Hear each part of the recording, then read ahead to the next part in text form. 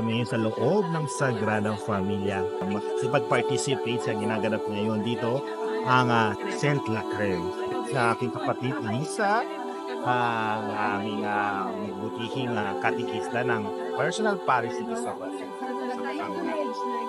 siyempre, may iba pang mga Pilipino sa iba't ibang parokya dito sa ay naririto rin. Kaya isang malaking karangalan, siyempre, ang maimbitahan dito sa pagdiriwang ng Santa Misa na pagpapadala ng foods galing sa Holy Land. Holy Land.